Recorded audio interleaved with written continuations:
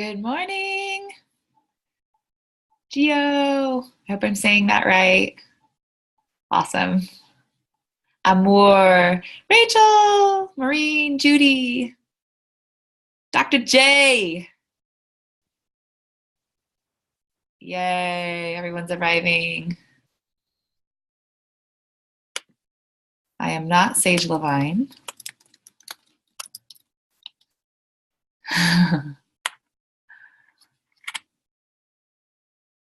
I have my own part to play in this. I'm getting nods from Rachel. Yay.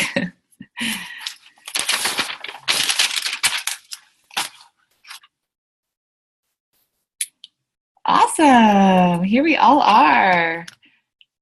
Some of you from fresh off retreat last week. Some of you are new tribe members. Some of you are new leverage members who get their retreat next week. Some of our leverage members came to retreat last week. So for those of you who don't know about it, we have some year-long programs, and our clients in those programs, they have retreats throughout the year. And we just had our fall retreat for our entrepreneurial leadership program. That's a year-long business building immersion training for beginning entrepreneurs. So it's exciting when we get to be all in person. There's a lot that happens in that space. It's extremely empowering. It's connecting. It's also really grounding. We ground into a lot of training. It's jam-packed with training, but it's so good. I'd love to hear from a couple of you that were at the retreat, like what your number one takeaway is, just real brief takeaway, something that, meant a lot to you. There's Catherine. Catherine, what do you got?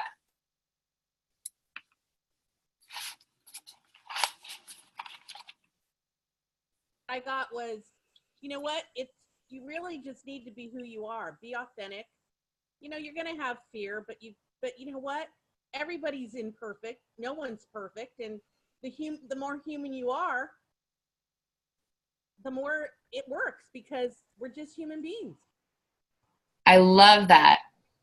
That's what I got. Yeah. Thank you for that. That's such an important reminder, because when we're in leadership, at least I've experienced this over and over again. I thought that I had to put on something, I would go into performance mode, and there's a time and a place for performance mode, of course. But as leaders, putting ourselves out there in our businesses, when we're actually doing the work of rolling out programs and having clients, it's really important that we show our humanity and our vulnerability. Sage has been such a good example of this. I love the word that she came up with, or somebody nearby came up with this. It's adorkable. And it just really see it as she lets herself be human, and she shows her flaws without it, without being disempowered or having, clients think, oh God, this person's not capable of holding us. That doesn't even come into the mindset, because of how she, just shows up and lets herself be seen. It's such a good example for all of us. Thanks, Catherine. Who else wants to comment on their big takeaway? Can popcorn in. Rachel? Hi. My takeaway is very similar to Catherine's, and that is around being my true authentic self and letting that shine through and helping that to get me through when I'm feeling nervous, whether it's telling my personal story during a talk or interacting with a client, just to breathe and just to know that ultimately being myself is the most important thing. Love it.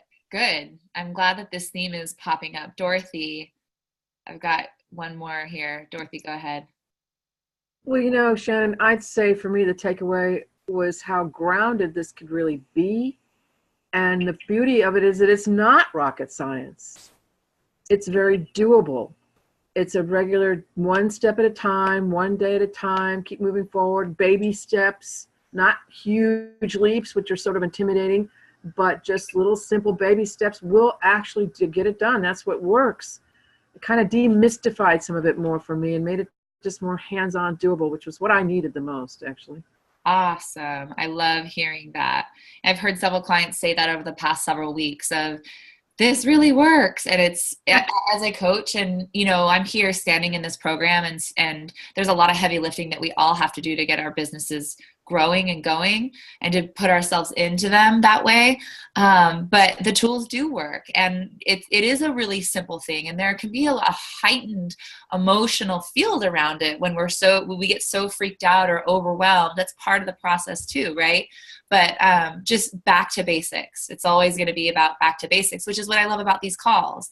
These calls are really about the basics and the tools and how are they working, because it doesn't matter whether you're, far off in multiple 6-figure land, 7-figure land, or if you're just getting started and you still haven't gotten your first client, it actually doesn't matter. The same tools are going to apply and you can wield them in whatever way is necessary for you in this moment.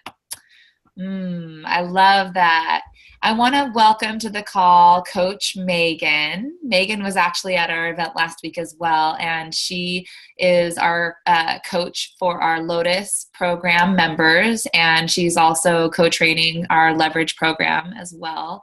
And she runs her own Badass Boss business. So if you don't already know her, it's a delight to have you on here, Megan, and to have your wisdom and to co-lead and coach alongside of you today. Hi, Megan.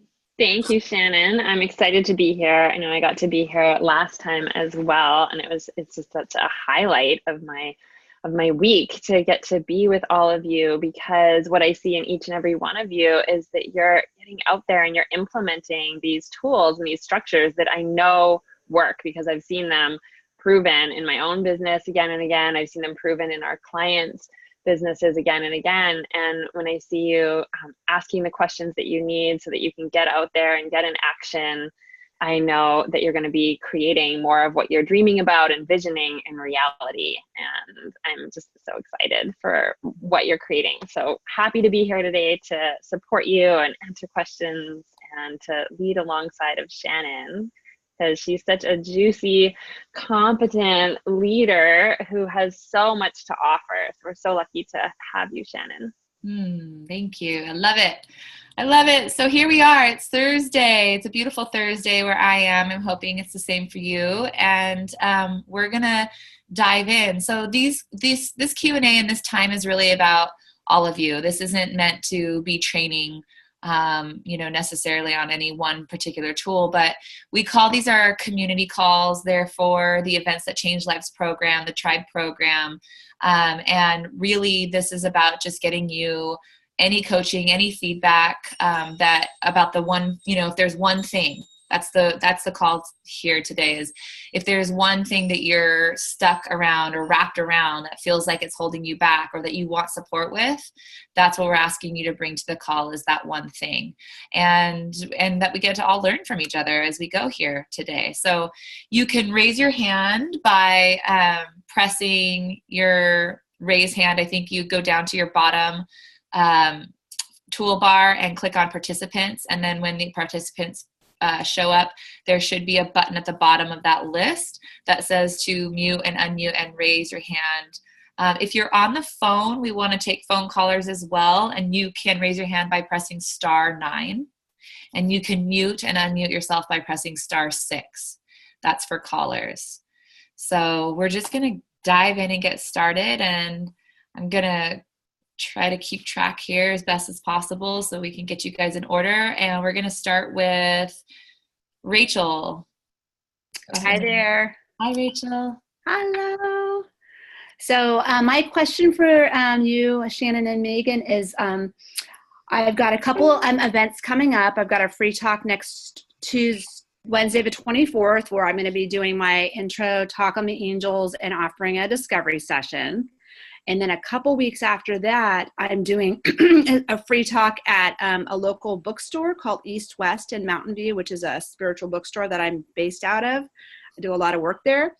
And then I have a workshop on the 13th. So I have got the 6th November free talk, 13th workshop.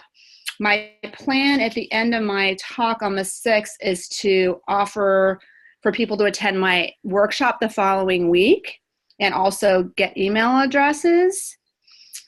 And I'm just confirming. And then as far as offering a discovery session there, I'm thinking about doing that at the end of the workshop on the 13th. I guess my question is, I'm wondering, because oftentimes I get way more people at my free talk than I do at my workshop at the store. And I'm wondering about also mentioning my discovery session on that talk on the 6th. But then I also am offering the workshop. I'm wondering how many offers are good at one event. Or, okay, I don't want to confuse people. Yeah, this is a great question. I'll speak to this and then you can add something. You know, typically, I just want to clarify this for everybody. Typically, across the board, unless that you've started to give paid offers from stage, meaning that you have an event and people are really warmed up, it's a couple days of event, so they've gotten a lot of great value and content from you, they are with you, then you make an offer from stage to hop into a program. Let's say it's, you know, several thousand, it's a $5,000 program, and you make an offer from stage for them to pay $5,000 right then and there. That's a paid offer. That's a high level offer. So most of the time, what we're talking about here is giving an offer for your discovery sessions. Because if you're giving these signature talks and they're a couple hours, you haven't had enough time with them to really get to know them or to really give them enough content so that they're feeling super ready to make a big investment. So you give an offer for your discovery sessions, and then your discovery sessions are the calls, the one-on-one calls that you have, where then you make a recommendation and invite them into your program. Mm-hmm. So that's clear, and I hear that you get that. What you're talking about is your setup is having this workshop on the 13th. So is it a day-long workshop? It's 2 hours. It's a 2-hour workshop, and it's $44 if they pay up until the day before, and $55 the day of. Okay, and then November 3rd, how long is that going to be? That one is going to be an hour and a half, pretty much somewhere right in there, like 7:30 to 9. Yeah. Yeah. Mm-hmm. On the 6th. I want to put this really, really up to you. I think what you have worked out, where you offer them the workshop, is a great plan. And then you collect their email addresses so you can follow up if they don't get it. We'll often do that leading up to our big event that costs $100. You know, it's a $100 refundable fee that they pay to come to our big event. Then we use our event, you know, to really make a bigger offer. So I think it's fine that you're going to offer that to them, and I would stick to only one. So if you're going to offer them that, just offer them that, and don't then talk about, oh, well, I have this discovery session, because that's totally not going to make sense for them. Yes. You only want to give one offer. The benefit to that offering them is to get them obviously further along with you and some more time with you. It wouldn't hurt if you decided to give them just the discovery session offer on that first day. They're basically having about the same time with you that they are going to have at the workshop, right? Mm-hmm. So it would be fine if you gave a discovery session offer, hopped on the phone with them, and then invited them to the workshop as well, or gave them some sort of incentive on a discovery session to come to the workshop. And let them know that, you know, just that could be your discovery session. So it's totally up to you. I think how you have it is fine. Okay. One or the other. Megan, do you want to add to that at all? No, I think you're just totally right on, Shannon. That's exactly what I would say too, because you just never want to confuse the offer. Mm-hmm. That's a piece that I just want to highlight when we think like, oh, I want to make sure that they know about both. You can always let people know later, like Shannon said, collect their emails. Yeah. And then if they don't get the workshop, you could make an offer to have a discovery session with you later, but just only offering the one thing at a time. Awesome. Yeah. Thank you both. Yeah. Thank you. Awesome. Let us know how it goes. That's fun. Exciting. Yeah. Thanks. Okay. I'm going to go with the caller 858. Where did you go? I don't see you anymore. I've written you down. Okay, let's go with Penny. Penny Dyer, you are live. Hi, Penny. Hi, Shannon and everybody. I wanted to talk about one particular problem that I'm facing right now. I gave a talk about a month, maybe 3 weeks ago, and I made an offer from the stage for the program itself, and it's getting into college. It's a college prep program. And this, these were parents who were selected by the principal of the school. So they were pre-screened people to come to this.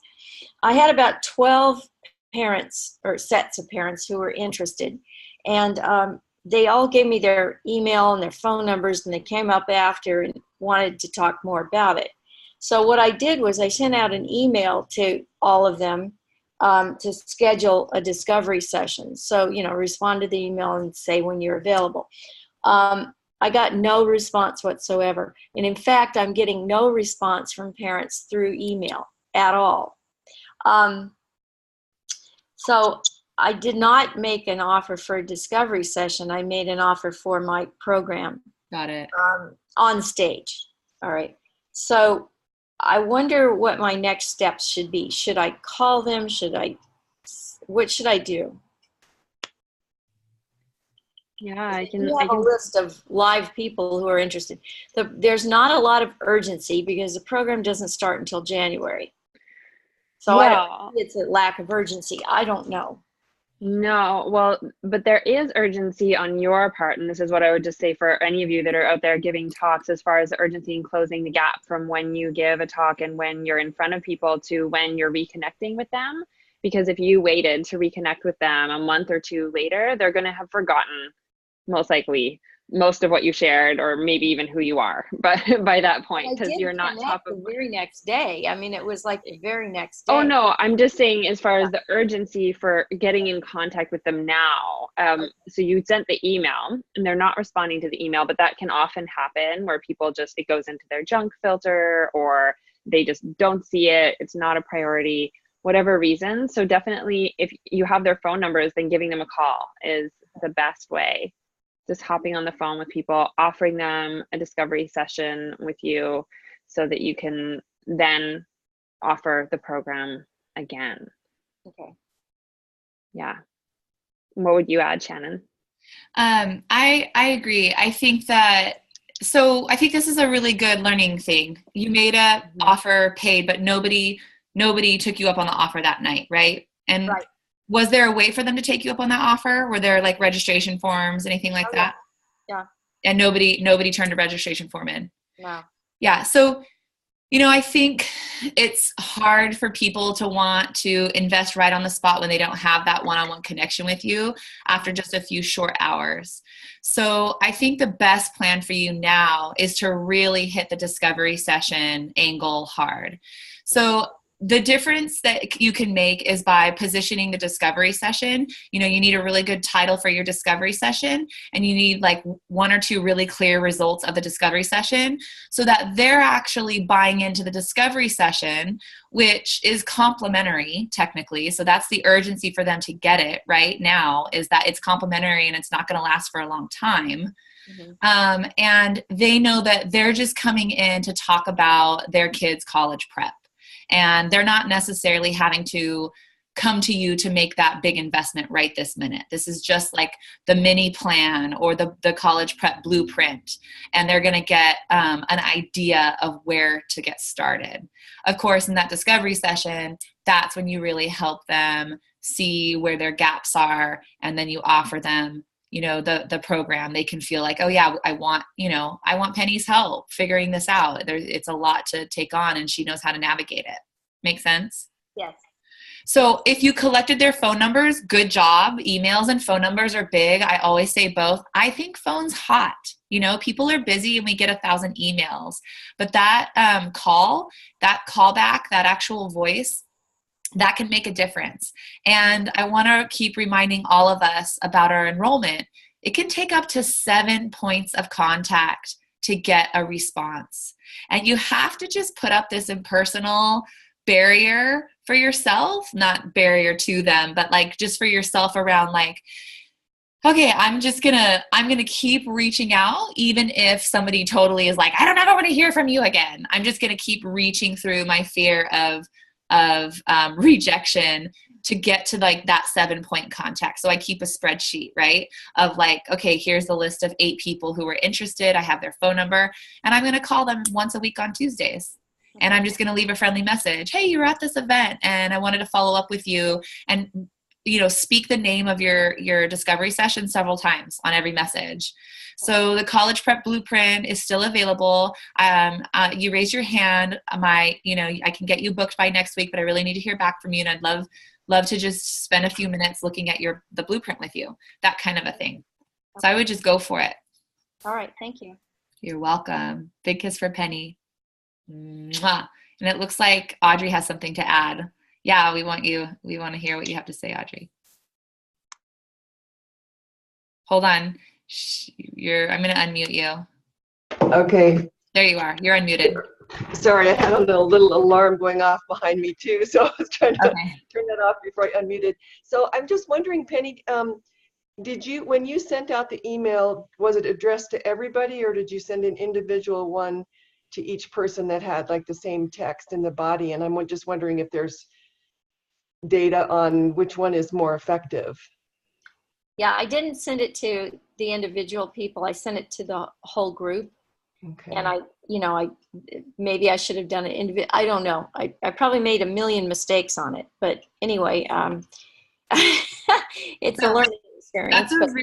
That's a really good distinction, Audrey. Thanks for bringing that up. And what I want to say, Penny, is it's really important to not make yourself wrong here, because we make a million mistakes a day, all of us, all the time when we're in our business. And the truth is, we can't grow without making mistakes. Mistakes are good, and it doesn't feel good to fail, but it always teaches us and points us in the right direction, and it helps us refine. So this is, do not make yourself wrong at all for giving the offer the way you did. And you absolutely have a ton of follow-up.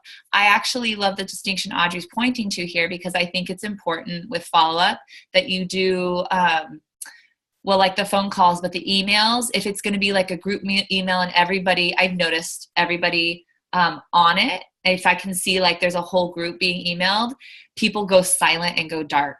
And they don't know, do I click reply? And if I click reply, is everyone going to hear me? People are much more likely to respond when they know it's just you and them. They're likely to reply and say, well, here's how I'm feeling. And then that opens the door for a conversation, right? And your email would always have just one call to action, really clear, really simple. All you have to do is click here to claim your blueprint. This is a free blueprint. It expires by such and such time. Just click here. We'll hop on the phone. I would be so happy to serve you. Okay. Super clear about that. Thanks for that distinction, Audrey. Thank you. Yeah, Thank you. You're welcome. Okay. Let's see here. I've got Mickey. Mickey, you are next.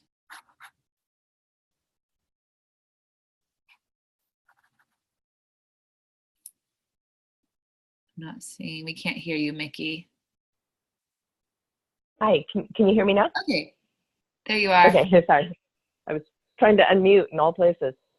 Let's see. I wanted to ask. I'm done my my free gift, and now I'm putting up my website. So I'm at the beginning of this new part of my business, and I want to put a video up. Is there a video on the home page to entice people to learn more? What I don't know is what is the best thing to put on the home page? Is it my story? Is it what is this and how is this? Can you speak to that?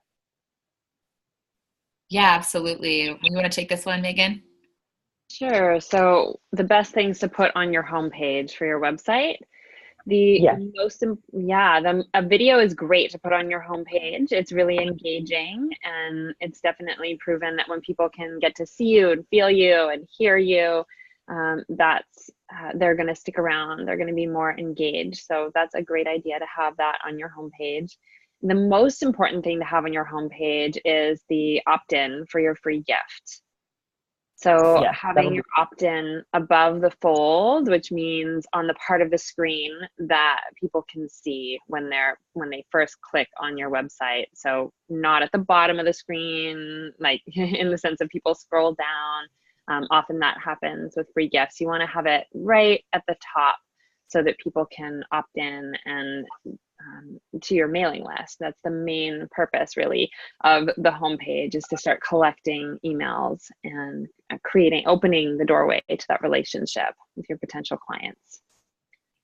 So that's the most important thing to have on the homepage, is the free gift. And then, yes, definitely having some video is great. And then looking at what else you have going on that you want to feature or invite people into. Like if you had a workshop coming up or something else that you want to be directing people's attention to, that's great to put right on the homepage. Okay. Can you tell me what is the best use of the video on a homepage? Well, like what kind of content put in there? So if you want to have a video related to your free gift, that would be optimal, so that you can be talking about what you're inviting people to say yes to. Okay. So anytime, this goes for those of you who are leading talks or workshops or live events, and anytime that you can be communicating with people and sharing about it through video, then people get to feel you more. And so if you talk about why they would opt in for the 3 keys to something, then you're giving them also the instruction right at the end of the video to just fill your name and email in right here, click subscribe or click download, whatever your button is saying, and you'll get the 3 keys to blank, 3 keys to success in your inbox right away. I look forward to supporting you, something like that. So the video would be short. Great. And then it's important in the video, just to also add one more thing, that you don't go into a huge story about you, because you want to start off, like we're always teaching you, to start off speaking to the client, asking them questions, engaging them, like, have you been struggling with? Because when they're looking you up, they're looking at your website, they've been struggling with something, they've been searching for something. And then you can absolutely introduce yourself and, say a couple sentences about yourself, but they'll find out more about you on your bio page or your about page. That's where you would have more information there, but don't do that on your home page is the main thing. Because you want to just imagine someone Google searching, it's late at night, they're looking for support and help, and they don't really know you yet. Okay, got it. That's very helpful. Thank you. And anything to add, Shannon? No, that's great. Love the question, love the answer. Let's give Mickey a kiss. Great. Mwah. Thank you. Kia, you're up next, love. Hey. So I actually am I'm working on putting together sort of my launch for my program starting in February. And it's going to be the same program that I'm running right now. So the one I'm running now ends at the beginning of December. And so I'm putting together the talks and getting those lined up and whatnot. But I really, one of my main focuses right now is just expanding kind of where I'm gaining clients from. So my current program has a handful of people that are local and then a handful of people that are not local. So the whole thing's done online. And I'd like to be able to kind of get more non-local people, kind of spread the my reach a little bit. So I wanted to kind of ping a couple ideas and sort of see what works well with that, especially since I'm still fairly new in this whole thing. And I know the online conversion is, awful, basically. So I had some ideas of, do I travel to other places and give talks in those locations, say get a friend who has a yoga studio to host me and, kind of make it still a local talk, but not just in my locale. So that was one idea. And I would also like to kind of build both my mailing list and sort of my Facebook group to try to kind of make that more of a warm connections instead of cold connections, particularly on Facebook. And so putting together like a Facebook challenge, or, you know, is a Facebook challenge a better idea versus like a series of talks, or, you know, I'm going to go live for at the same time every week for 4 weeks, and this is what we're going to talk about, you know. So just now I feel like I'm babbling, but I hear it. No, it's good. Yeah, those are the things. You've got lots of great ideas. Yeah. Yeah. And I don't want to go, you know, put too many in action and just then feel like my brain's exploding. So sort of where are my key places? Where are the nuggets? Yeah. So you're on it. First of all, I want to say you're on it, and you're right at that threshold place of, yeah, your program is involving now people outside the local area, and you're all online. So that's a big feat. That's an awesome feat that you've already gotten, you know, outside of your local area. And, you know, online conversion pales in comparison to in-person conversion, of course, but there's something to be said for building up your online platform, so that you can actually be reaching more people, right? So think of it in terms of like, I want to reach as many people as I can. Even if I know I were to make an offer online, it might convert in the 1 or 2 or 3% if I was really hot, 3%. Yeah. I just want to be reaching more. If the goal is to reach as many people online as you can from all over, it's not necessarily to convert, because what you can do once you're reaching more people is you can have a 2 or 3 day event. It's not about going necessarily to another city. That can be fun if you want to do that. But it's about having people all come together to one local space, so that anybody from anywhere can come from out of town into a 2 or 3 day event.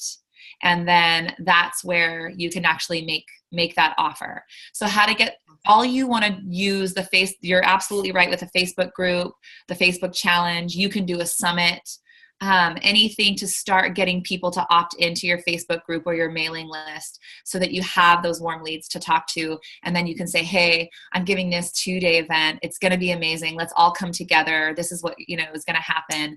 And then that's where you draw the people in from who are outside of your local network.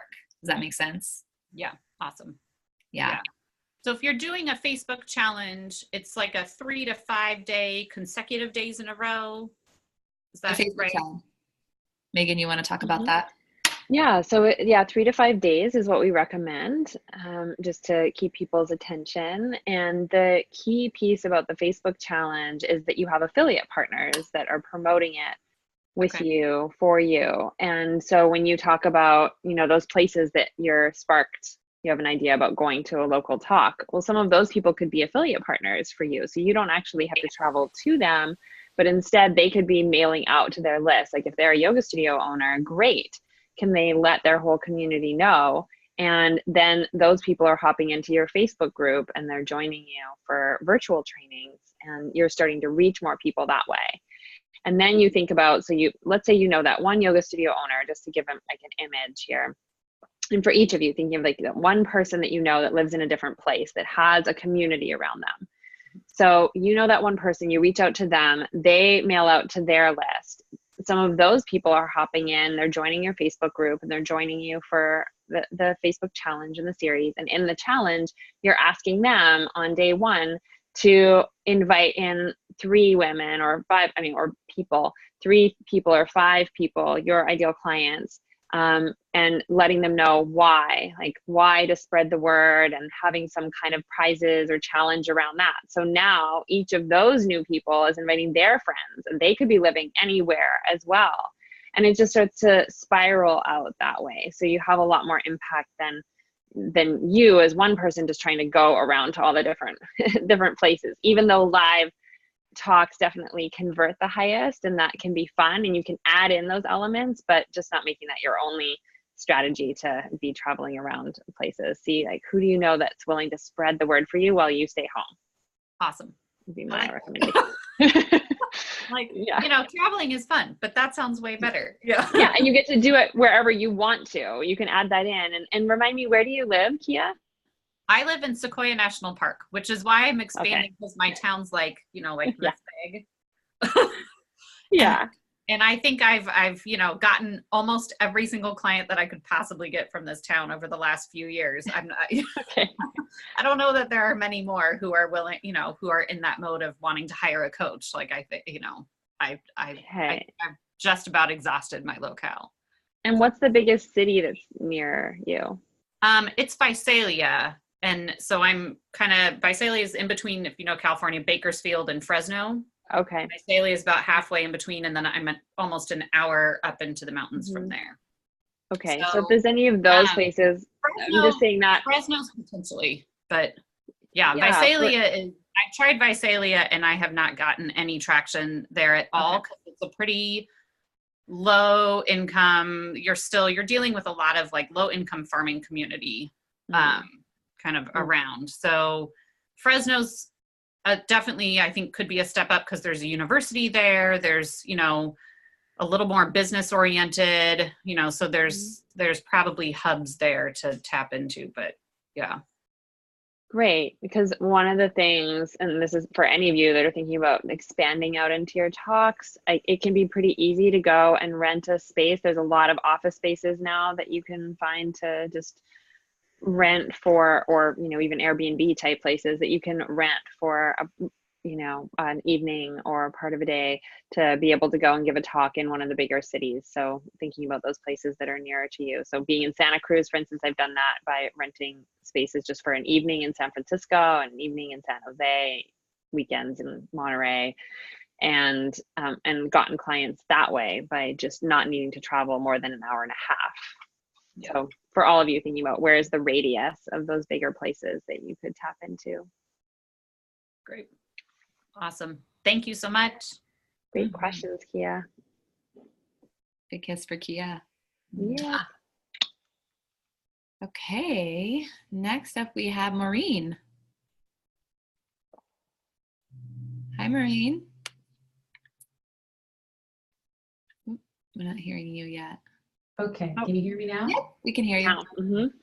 I'm still at the very beginning phase of my building a business, and so I did a few interviews with people, and I just had one questions about the interviews. They began to talk about managing their level of stress was one of their biggest challenges where they were working. And so I am approaching my business hoping that I can help people who want to deal with conflict. And so I just wanted to know is when I'm doing interviews with people, can I start to ask narrow questions and they're not talking about conflict? Can I go in and start asking them about that when I do an interview? Or is it just that I'm supposed to ask these general questions and allow them to express what's really going on with them? This is such a good question for anybody that doesn't know what she's referring to. It's the potential client interviews.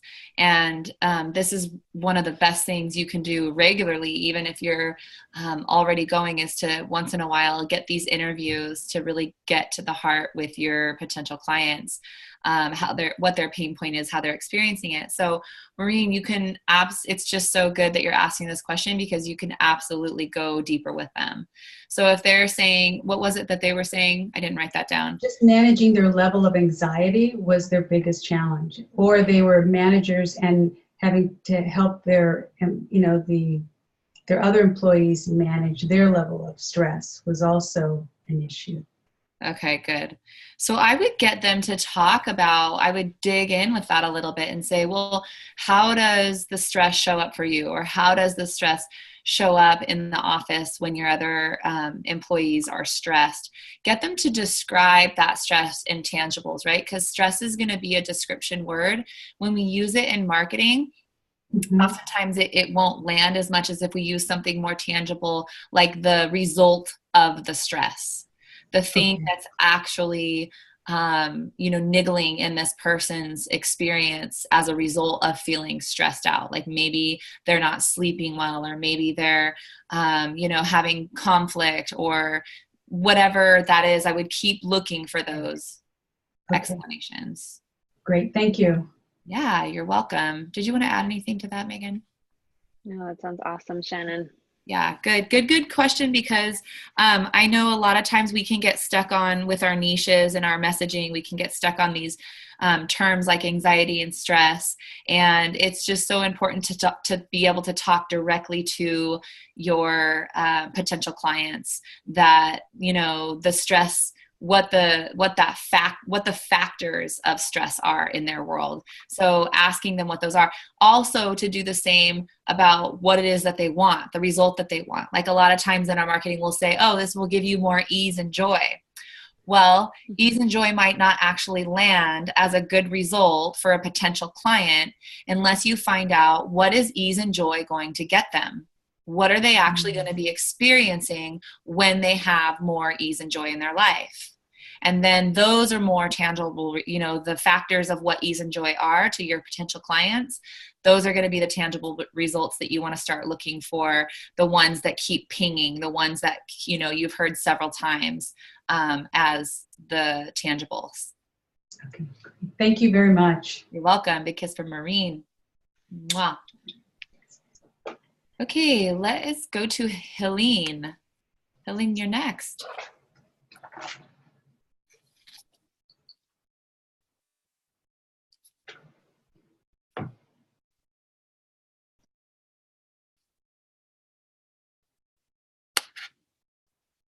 We can't hear you yet. Let me unmute you here. There you go. You got Yes? it. Yeah. Okay, sorry. Hi. I just started the Tribe program, and I'm busy making my free gift. And I'm kind of struggling with that as well, since there is so much I can say, so much I can talk about. So even narrowing that down is already a challenge. I had a few questions. Is my niche enough? I thought about going for business owners over 40. Yet I have no clue how I could determine that, because, well, you're going for a subject and not so much for people in this case. I want to do business coaching based on marketing automation. Mm-hmm. So that could be used for any business. I'm also struggling how to approach that group. How could I do that? Or should I even narrow it down to 40 plus? This is a good question. Love niche questions. Niche questions are important. Megan, do you want to get us started with this? Sure. Yeah. So whenever I'm tuning into something around niche, I would say it's not always about being direct about women over 40. You can definitely say that, or people over 40, like who is it that you're wanting to work with and growing their businesses. But it's also about your branding, your flavor, and how it comes through is going to attract a certain kind of person. And so who you're being and the level of, the level of like professionalism and clarity and focus and on point and structure, I just feel from you like some essence qualities around that are going to attract people who are already further along on their path, or who are more mature, likely, than the 20-year-old girl that wants to travel the world with her laptop and drink margaritas on the beach. Mm-hmm. Right? If you think about Instagram followers, like there's those kind of things. It's more about just be yourself. How can you show more of who you are and how you are? And then you're going to attract more clients who are like you and have like a similar flavor. And so that's why it can be great when you're trying to attract a niche that is also in the same kind of bracket that you're in. That's the first place I would start. Okay, because I was also wondering, do you do something with that in a tribe name as well? I haven't started a Facebook group because I really have no clue what to call it. And I'm also not sure if I should bring that up. Or, as you say, just see who comes in and everybody is welcome and wants to join.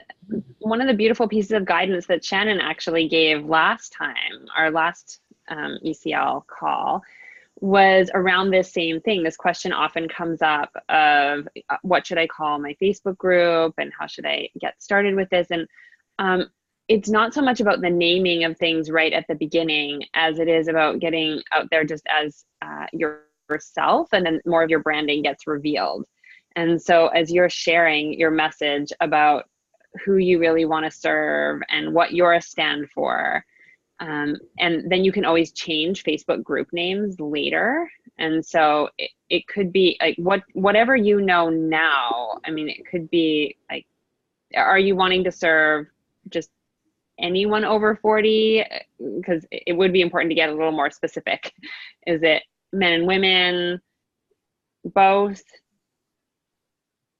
Yeah, for me it would be both. I love working with men as well.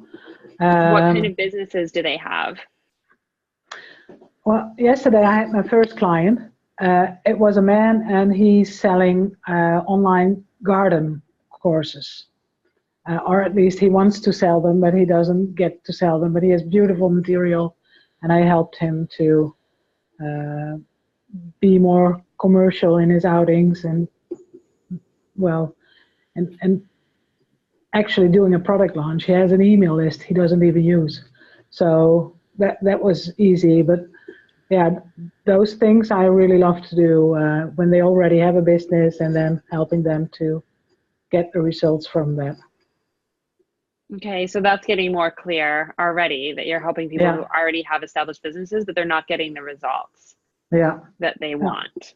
Yeah, thank you. So it could be something around like up-leveling your business, using language like that you help people up-level their business, you help them get the results that they're wanting. Have you been in business for years, and you're feeling ashamed that you're watching what seems like everyone else succeed and you're still not getting clients? You feel like you must be doing something wrong. That kind of language. Yeah. Okay, thank you. And if I'm looking to the Tribe program, is there a way to approach everything? Do I just do it all in order? First making the free gift, and then module 2, and then module 3, and yeah, definitely going in order is recommend. Yeah, Shannon, do you want to speak more to that?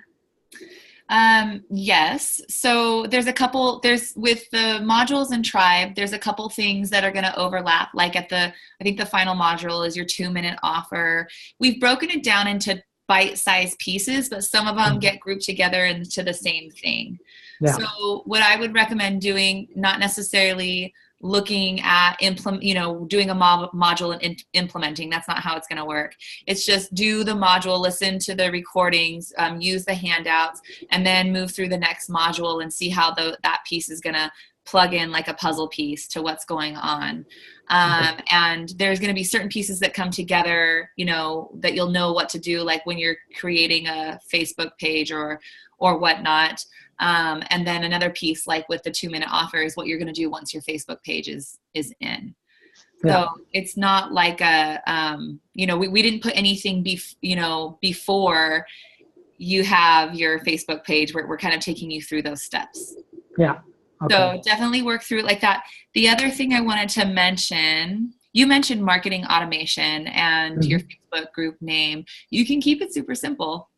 And I love the questions that Megan was just asking, about what do you want to be known for? What do you stand for? And helping tease out kind of who are the people that are your clients. And I want to just highlight, you can have a Facebook group. It can be like a simple name for now, Marketing Automation Masters, something like that.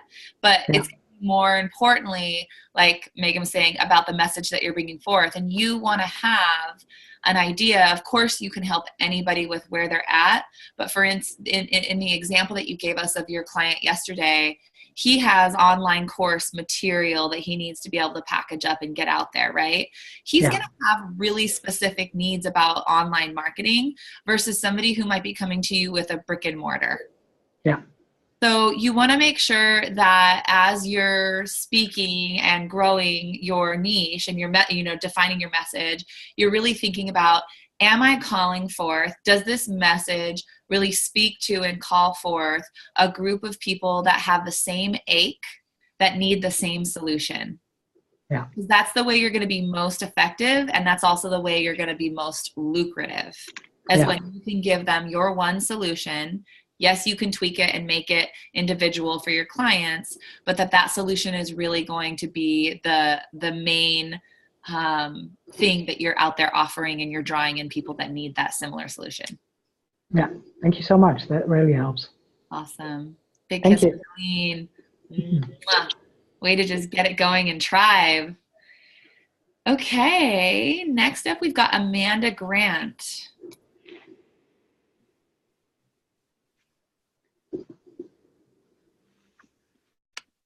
Let's see, can you hear me? Yes. Hi, Amanda. Great, thanks. Hi. I'm going to follow, we talked a little bit earlier about venues, and that's my questions about that. My talk is for women entrepreneurs who want to use events to grow their business. And I am looking for venues right now, and I've kind of hit a roadblock on where to look. So I was wondering if maybe we could brainstorm a little bit about how to find both free and either low-cost events, and even find places to sponsor my events. So for example, I'm targeting like small business associations, because I'm looking for business owners, right? Small business owners or women entrepreneurs. And then of course I'm hitting libraries, but then that I get stuck after that. I'm kind of like, I don't know where to go from there.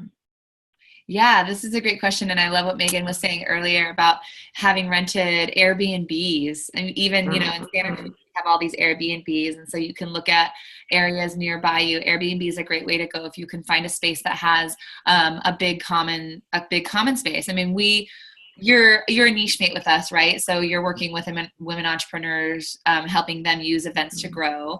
And it can be really awesome to get an Airbnb, a really, sleek, classy Airbnb, rent it out, get, a whole group of women there for a couple of days, something like this.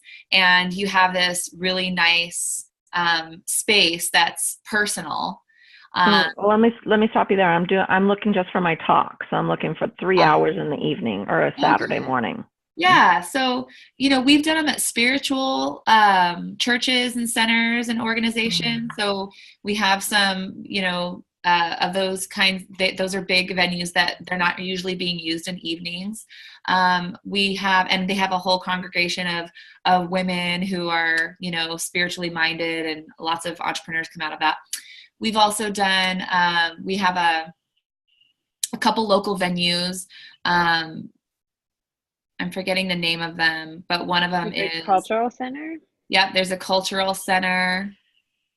Right. I think, so I'm creating my budget for this right now. So I know that like the Pacific Cultural Center is, I think it was just under $200 or something for the amount of time frame I was looking for, and I'm hoping to do about 10 talks. So I want to try to start with like lower cost. Yeah. So what I can say about this, because I've rented a lot of these kind of spaces, is like places like the PCC, when I think that they do have rooms that are available for like 35 or 40 an hour. They have different sizes of rooms. So check in about that. And yeah, if you can do it as an hour and a half talk, and then you have 15 minutes before, 15 minutes after, that's super reasonable to have $80 to be able to give a talk. If you think about that, if you spend $80 and you get one client, just do the math on that. And so this is what I'm just saying, not just to you, Amanda, but to all of you, that it's so, we can get stuck in this. I got an email from a client just yesterday saying that, oh, her mailing list was tipping over 500 and now MailChimp was charging her $15 a month. And she was thinking about like getting rid of people that weren't responding or opening. And I'm like, no. So for all of you just thinking, all these investments that we make are part of running your own business, and we will have this overhead. And so what you can do to plan for these pieces basically is your marketing budget, to just look for, if you have one of those a month, for instance, that you're planning for, or like I hear you wanting to do 10 talks. And so there's different other options. Like I've also gone to places like downtown, there's a cupcake place. I know you're local, and they have they have a back area with a big table, and then if you get everybody like a cupcake, then they let you have it. And so be creative for all of you thinking about like cafes that are locally run in your area that maybe aren't very busy, that you could invite people into, if you're okay with other people walking into the space. But when you're spending, under $100 basically to be able to do a talk, that's great. Yeah. Really okay. Cost effective. Yeah. Less than $100. Okay. How about sponsorship ideas? I mean, like I'd love to find business coaches that have some sort of facility or something. Is there such a thing as like, business coaching associations? I haven't looked for this yet, but in your experience, have you seen organizations like that have a place to rent? Or you could be looking at where local meetups are meeting, local business meetups. There's also a lot of these days co-op office type spaces. They oftentimes. Yep, I've got some of those. Yep. Okay, great. Yeah. Yeah, I could just like troll other meetings for their meeting. Yeah. Yeah. And just use that, to inform yourself and meet other people and see how other people are doing it. So you're definitely on the right track. And I love this idea of not stepping over dollars to pick up dimes, as the saying goes, just really seeing like, hey, it's a really good thing to know. If I get one client, I've tripled my investment on this space for the night. And that gives you a really good push of like focusing on getting that first paying client from those events. Yeah. Okay. And I think often, I just want to say, add in a piece of total transparency here, because I know some of you have heard me talk a lot about leading like 3-day live events, or you've seen testimonial videos where I've talked about that. There's a really big investment that was attached to that. And there's a lot of different ways that you can run those longer events. But when you're wanting to host something at that level, you're also using everything we're teaching you around being able to make an offer, and you're feeling confident around getting those next paying clients in there. And then the investment just becomes like a wise business choice. And I know it can feel edgy when we're putting ourselves on the line, but these smaller steps of paying $100 for a venue will allow you to then say, oh, yesterday I paid a portion of my bill for my live event this next weekend. They're like, here's your $8,000 portion. And so when you're opening up to that level, it's like, oh yes, thank you. I can pay that because I'm inviting in that many new clients, and that can feel exciting and opening. And so how can you feel grateful and excited when you write those checks for your business, that like you're all serious business women. You're not playing at this. And so with that comes the expenses. Yeah, great. Thank you. Yeah, that's a really good mindset piece. Thanks, Amanda. Let's give you a kiss. Let's stretch for a minute. This is our little moment of woo. These are good questions. Yay, I love seeing you all move and shaking. Ooh. Lifting up the neck. I like to shake my hands. It just feels good to get back in our bodies with all this strategy at hand here. So we're going to go get to as many of you as possible in the next half hour here. And I want to remind everyone, we're going to answer one question, and for each, and we'll try to get to as many of you as possible by keeping it super concise. And so Barbara, you are next.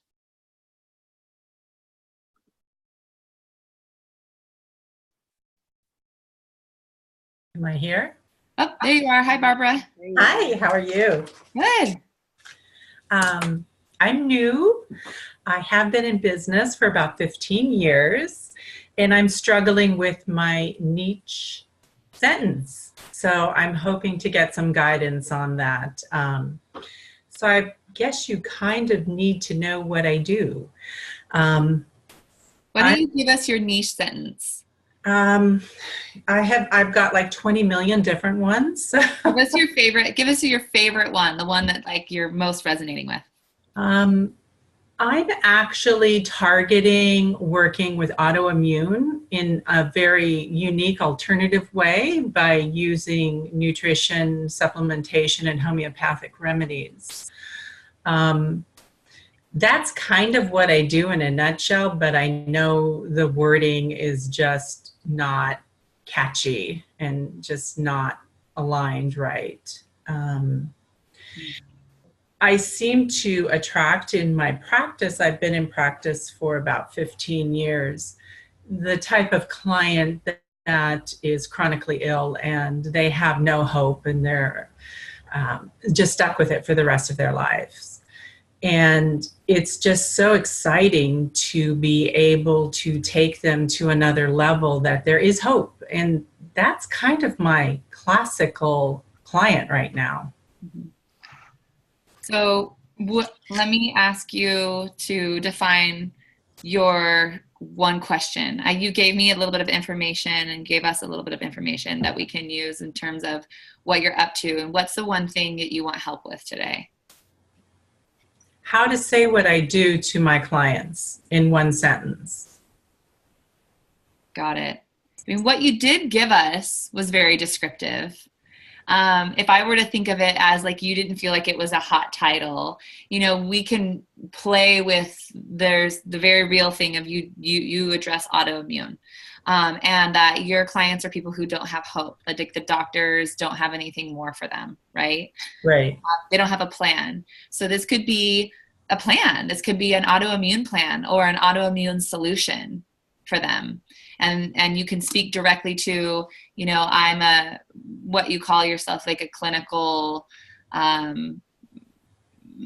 you might want to, whatever your title you give yourself after the 15 years of experience and all the modalities that you've gained, you know, that you're really there helping them find that you have an autoimmune solution for people who are done with doctors, basically. Right. That's really, really true. Yeah, I think that's basically, I've even got my steps and all that for programs just from experience, but it's just nailing the sentence of what I do without getting overwhelmed or confusing my clients, basically. Totally. So I want to direct you to the Events That Change Lives program that's bonused in for you. And there's more, so I feel like you have this niche good enough right now. There's a point of good enough when we know what we're doing and who we're serving, that we want to move into our signature, developing our signature talk and our talk titles.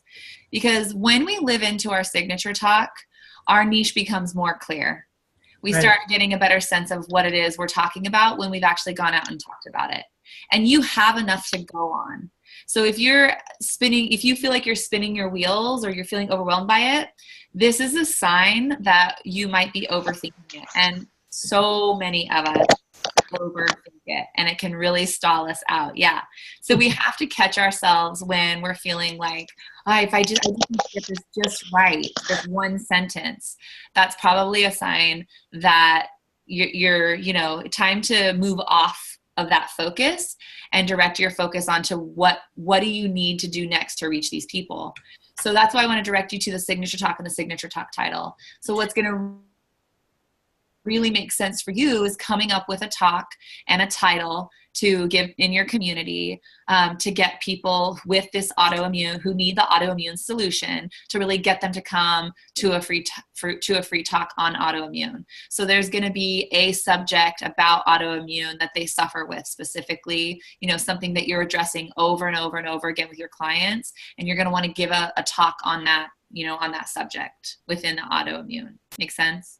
Yeah, and I've got 2 coming up, and we're in the process of trying to do an email and Facebook, and I'm stuck with getting that initial sentence going to actually be in balance. So yeah, I've got 2, and one's a joint venture with a client of mine who's a cancer survivor, stage 4. And so we're actually going to a spiritual fair and doing what we did for her, giving samples to clients. And, I've been going back and forth with just trying to title the email. We've got the body of the email totally worked out, but to title it is to not be too clinical, but yet balanced. So we're there. We've got 2 talks coming up. So have you seen the worksheet for titling your talk?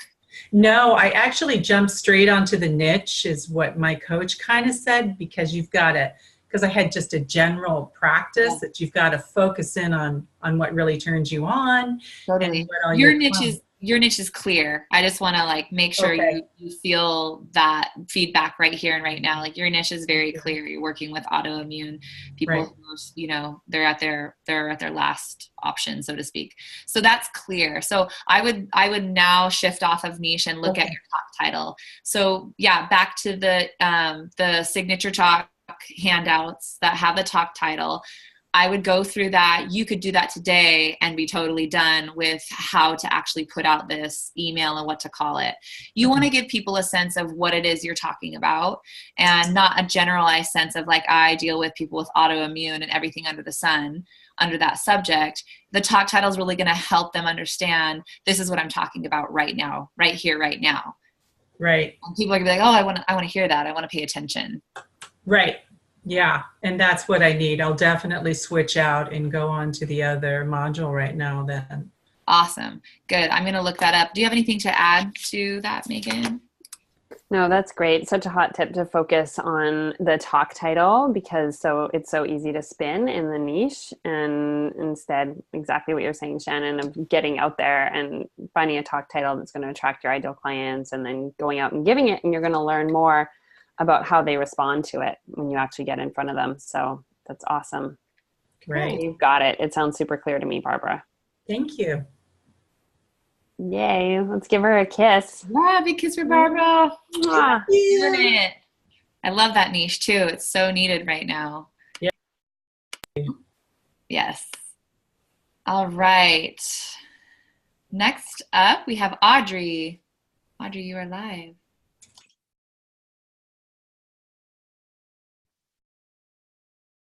All right, can you hear me? Yes, we can hear you. Okay, good. So next week, I'm going to be doing my first ever live webinar. And the person who's inviting me to, she does a series, her company does a series every October, because it's the special month for my field, the October is. And after the webinar, she provides the email, the name and the email address for everyone who attended to the speakers, which is such an awesome gift. But they didn't opt in, and I'm not even sure that they know.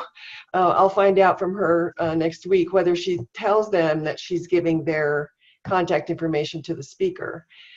So let's say she tells them, and I have this list of people, it's about 150 to 250, she said, that normally attend, and I don't have a list yet. So what are my actions? I want to be ethical, and should I start by sending them an email thanking them for participating and asking them if they still want to if they want to stay on my list, or I don't know. I love this question. This is such a good question, because it really highlights how we feel about, putting ourselves out there and our people opting in. And I would say that if they're joining this webinar, then you can assume that they're interested. And going back and asking them if they want to stay on your list is going to be kind of like dead weight, right? Like people, then it's going to like trigger them like, well, I don't know. Do I? How could they really know? They don't really know you yet. So the best way to do this is to take the whole list, claim it. You know, these people opted in for the webinar. They're interested. Assume that they're interested and that they want to hear from you. Your email servers that you guys email out from, I think it's a law. I don't know the specific laws, but there has to be an unsubscribe button. And most email servers that you're emailing out from are going to have that unsubscribe button. And that's great because then people can unsubscribe themselves. It's their responsibility, Audrey. It's really not yours. Okay. You're just speaking to them. So the first thing that you want to do with this precious gift of emails is you want to initiate a nurture sequence. Okay. So this is about loving them up in relationship. They're going to hear from several people, whether they resonated with you or not. This is your moment to get your voice into the mix and to say, this is what I'm up to. A nurture sequence could also look like a fun thing, like directing them to a Facebook page for a Facebook challenge. If October is a special month, maybe you want to run a fun promo or Facebook challenge for that industry or that topic month. And then they could hop in and get some more from you over there. Maybe you want to give them a special offer to go to your Facebook page and get access to certain videos, or you want to give them your free gift.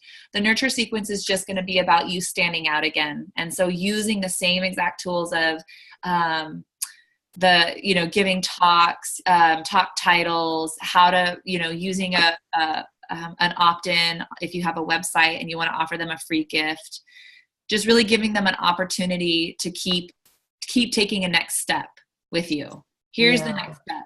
And it's always going to be one thing. So you're going to love them up, assuming that they want to hear from you, and keep offering them another step forward with you.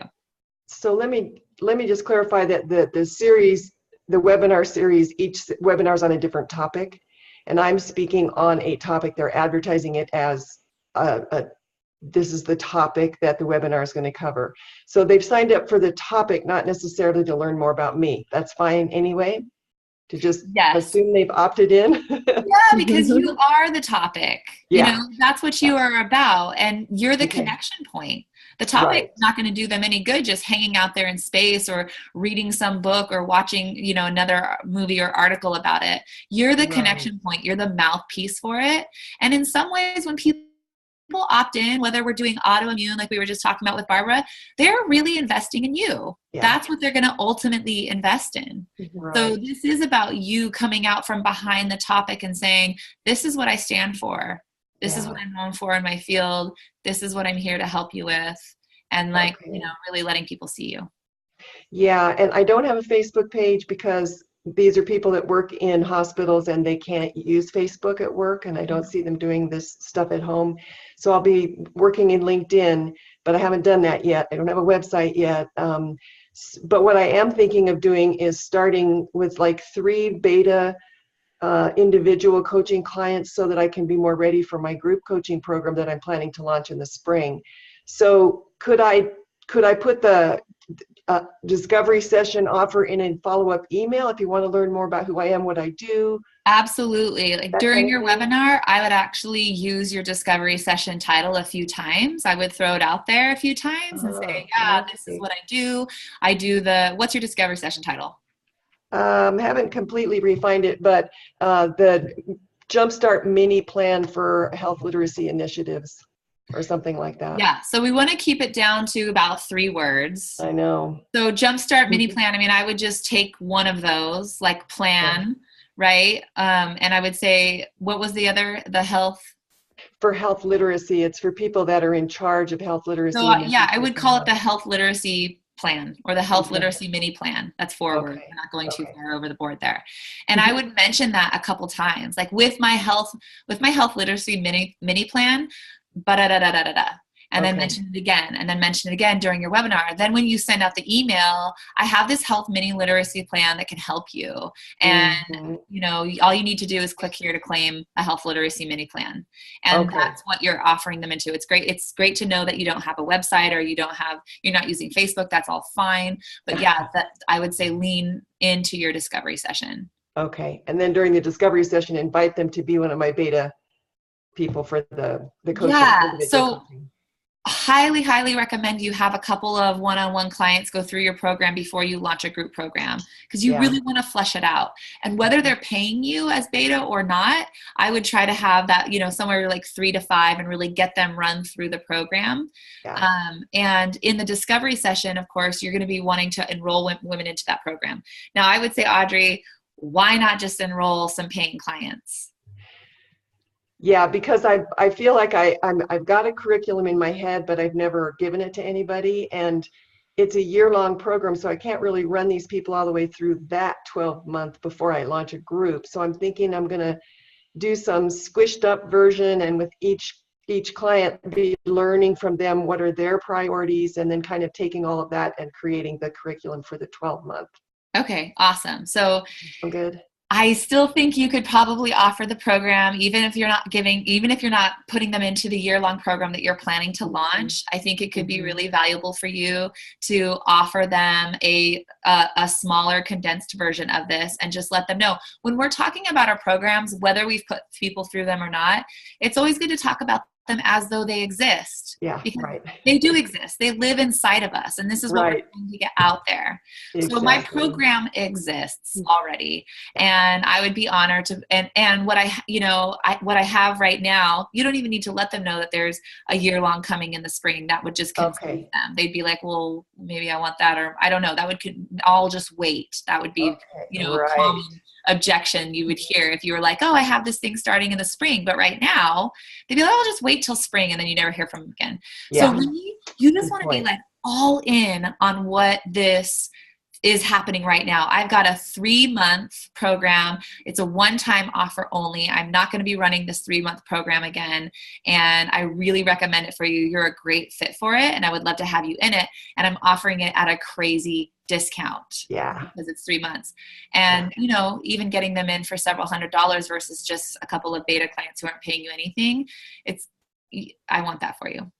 Yeah, I was thinking to do like a 50% discount, but maybe and then if they said they couldn't, then I'd say, okay, well, maybe I want you for free, but I was going to start with money, so good. Yeah, okay, thank you.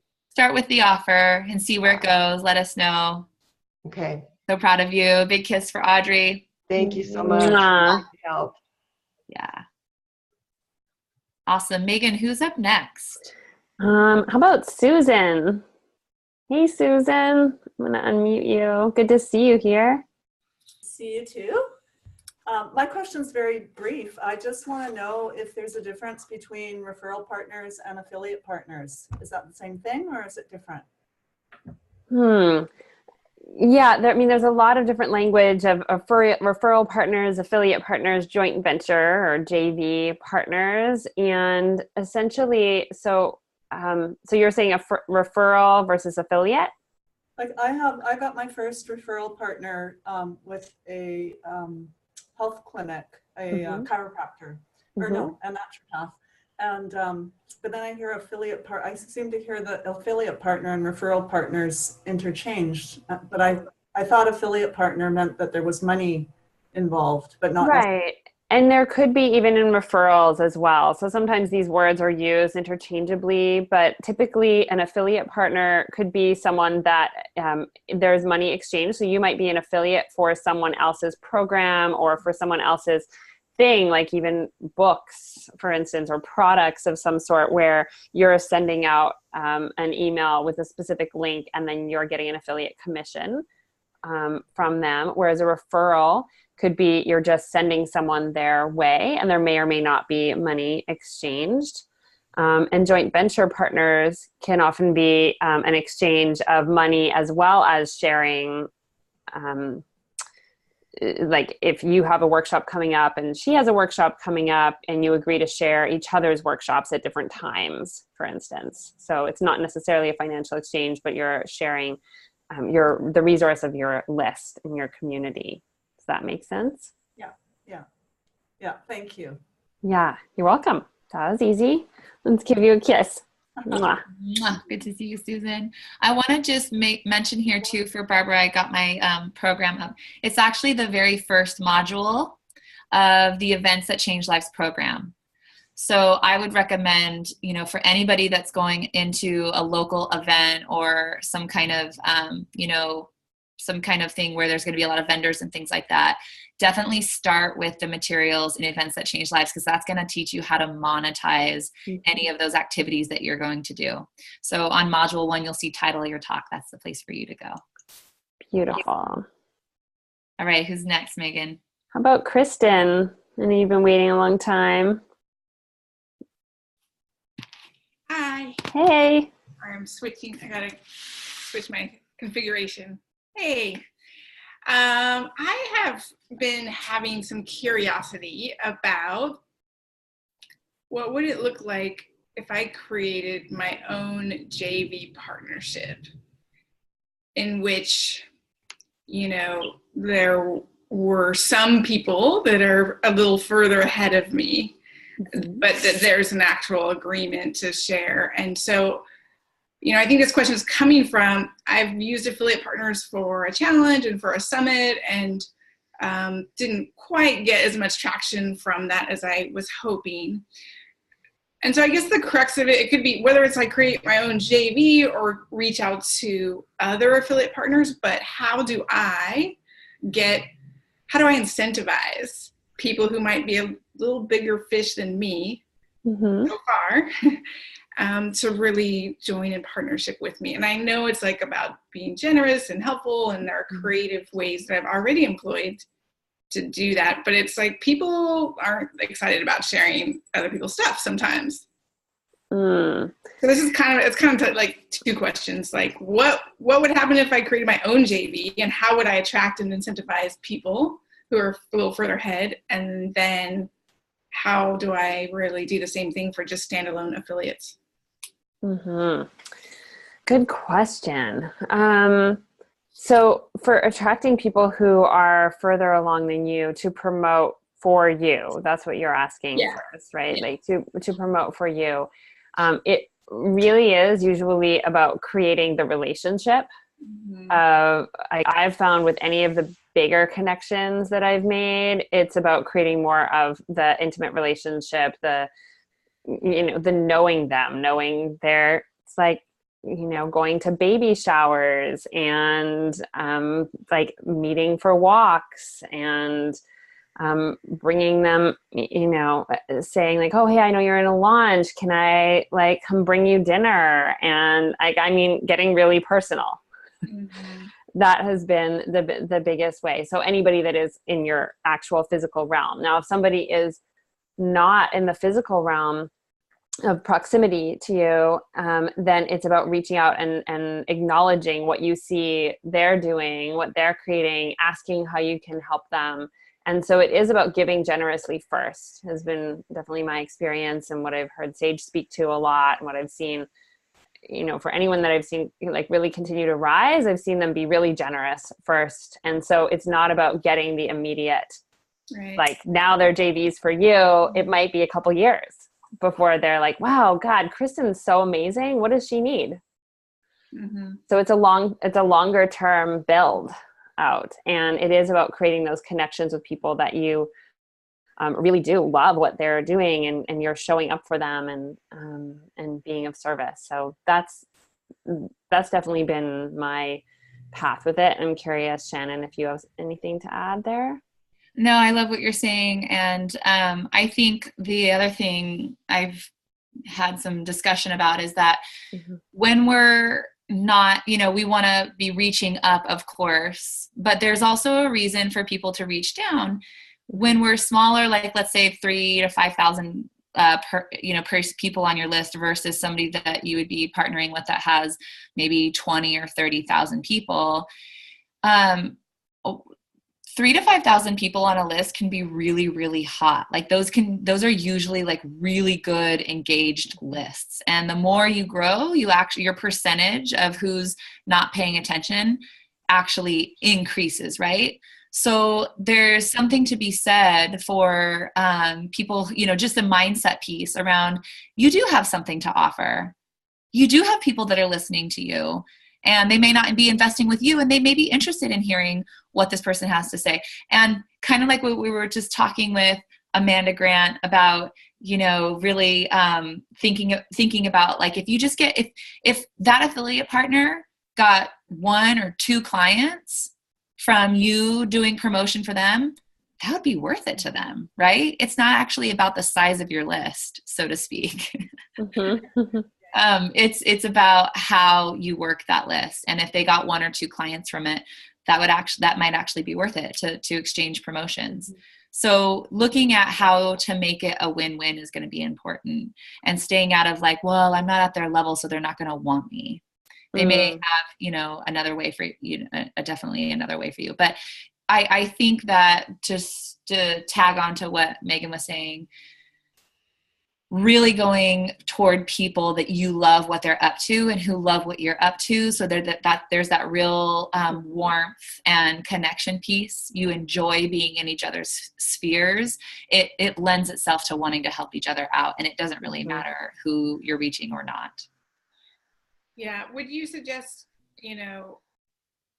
like being a little bit systematic about it, and just be like, okay, here are 10 people that I would like to get to know better, and really be like, because I've heard other people recommend this, like, oh, okay, this person, like, make sure you like look at their feed every day, and if they ask for a restaurant recommendation in San Diego, like hop on there and help them, that kind of thing. But Can I give you some feedback about this and use Megan as an example? Megan, is that okay? Yeah. So Megan is a niche mate with us at Women Rocking Business, and the business stage started. She's a niche mate, and she's in the same town as us. And she has her own business with her own clients in the same town with women rocking out their businesses, which is awesome.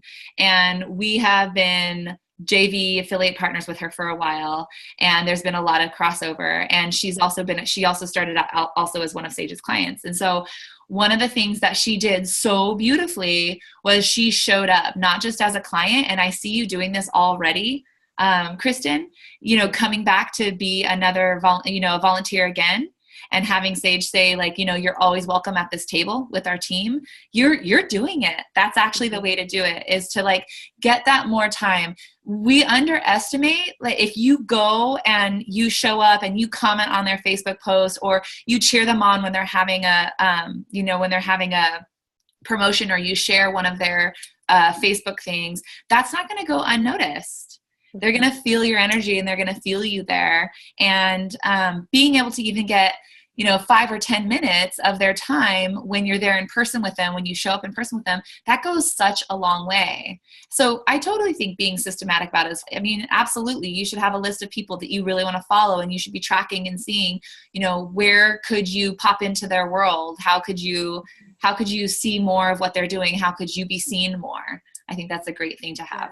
Thank you for that. I think I just got the nugget I needed, which was, you just shared, like, yeah, I volunteered and stuff, but the best part is that I actually want to be doing it. You know what I mean? I'm not like being diabolical. I actually want to. Right. And so I think, Megan, you'll appreciate this. It's like, oh, the nugget I just got is like, well, what would be fun and pleasurable, and where would I want to be spending my time? And exactly. Like, just be worthy in that, Totally. Yes. Yay. That is the nugget. Got the nugget. Thank you. You got the nugget, and you are already on your way, because you are already embodying that. Yes, exactly. So good. And sometimes I just love that you're speaking to this, Kristen, and for everyone, that sometimes we can get into like thinking like, let me make a spreadsheet and see like who are the people, what are their list sizes, and all of that. And Shannon was speaking to that so beautifully too, that it's not even about that list size piece, and it is about who do you feel the authentic connection with. And the one thing I wanted to add on, just because this is something we get a lot of questions about with the JV piece, is if people are coming, are wanting to collaborate with somebody else and they are further along than you, then it doesn't have to be an even thing. Like I have mailed for people 3 or 4 times for the one time that they'll mail for me. Yeah.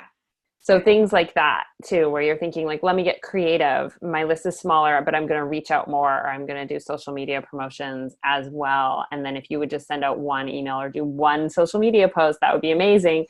And their group is so much bigger. So Awesome. thinking about those things too. Thank you so much. Yes. Kiss Give you a kiss. Mwah. We are at coming up on time here. I want to take one more. And I noticed a couple of you are still on here waiting, and we want to make sure to get to everybody. So we're gonna send you over to the Facebook page, the ECL Facebook page, to get your questions asked and answered. So when you ask your questions over on the Facebook page, be sure to tag your coaches. So Megan and I are on there. There's actually other coaches. You'll see them on the banner of the Facebook page. You can tag us, and then we can get to your questions there as well. And that's a really good learning forum, so we can all, track what is being shared on those posts. So I highly recommend you do that. So Ada, you've been waiting quite a long time. I want to take you as our final question for today. Ada. Hi.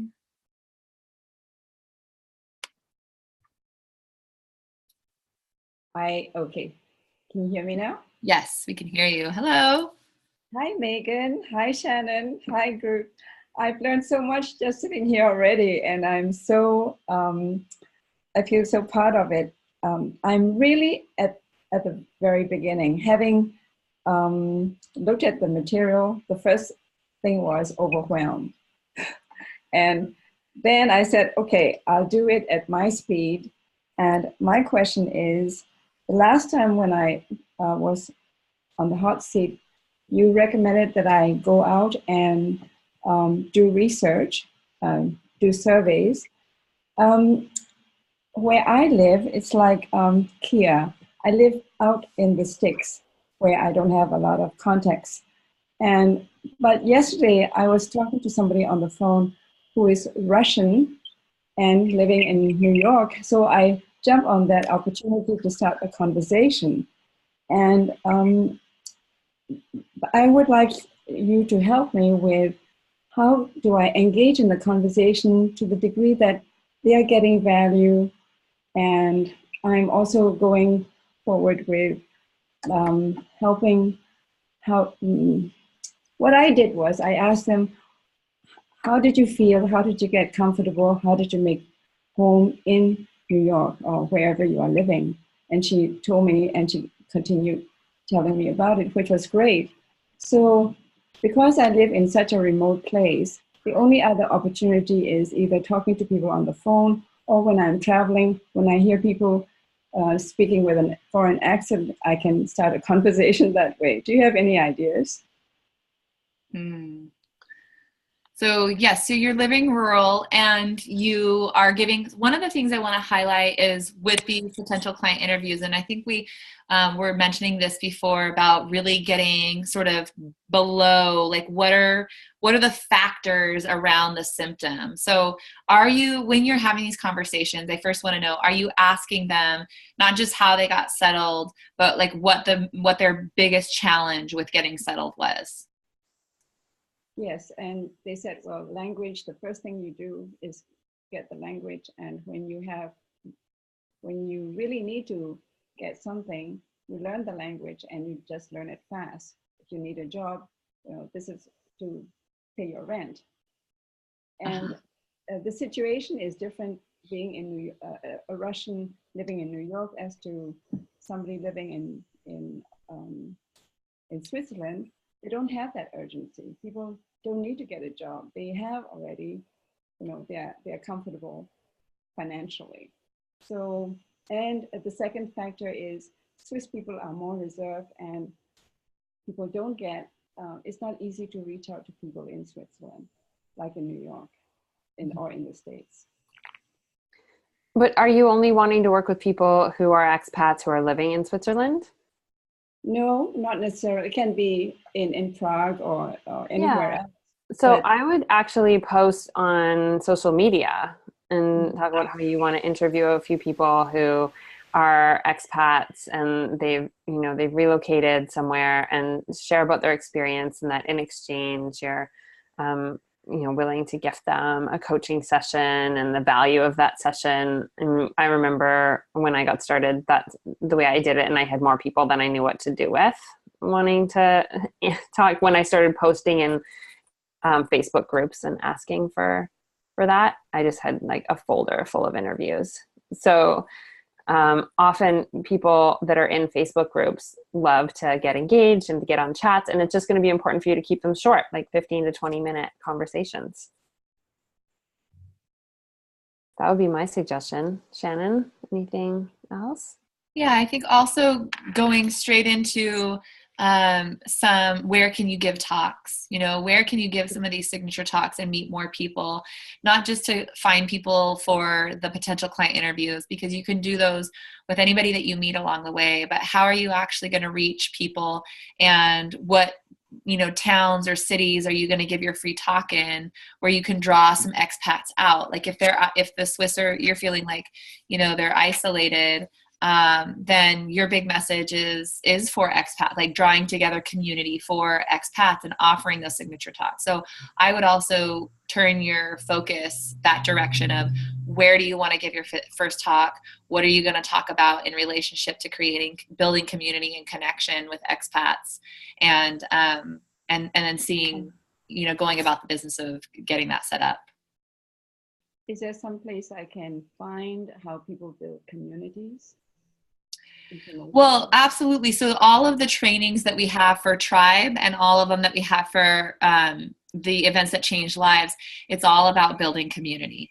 It's all about reaching more people. So you can't really go wrong. You're definitely in the right place with the program, Ada, that every tool that we have is designed to help you get your message out there, clarify it, and then be able to actually attract the people that are waiting for your solution to their ache, right? And so if your expat clients have a certain ache, we're just saying, here's the tools and here's the steps to go out and really start speaking to them, getting them congregating. Thank you very much. Yeah. So if your message is about creating community, also realize that everything that you're doing is actually creating community. It's not just a message and telling people how to do it. You're actually modeling it by taking these steps, offering signature talks, and bringing people together. You're actually doing it as you teach it.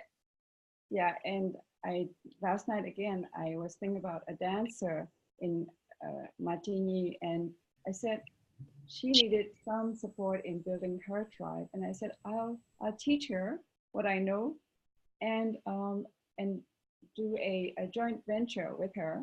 I'll teach her all that I know, and in exchange for be able to do a signature talk or something like that in her community, because she already has a group. That's beautiful. That's a wonderful starting point.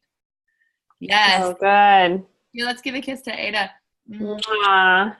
And thanks for being here, everyone, and thanks for staying a few minutes over. I'm very aware of the time and not wanting to keep people longer, especially Coach Megan. I'm sure you have some people booked next with you. So just a shout out to all of you for raising your hands and putting your voice on the call today. And there was so much cross-learning going on, and it was awesome as usual. I'm really enjoying these twice monthly Thursdays. Keep putting them on your calendar. We love it. We love coming and supporting you. You are what makes this the exciting part of my week, is to get on here and see all of you and be able to work with you on what you're up to in business. So huge blessings to all of you out there. We'll be back next month. And until then, go out, take these steps. Your clients are waiting for you. Not just somebody like you. They're actually waiting for you. Big kiss to all of you. Feel free to message yourselves and say goodbye, and just feel that warmth of women who are shoulder to shoulder with you in this. Bye. Bye. Bye. Thank you. Yeah. Thank you. For everything, ladies. Thanks. Bye, ladies. Bye. Thank you.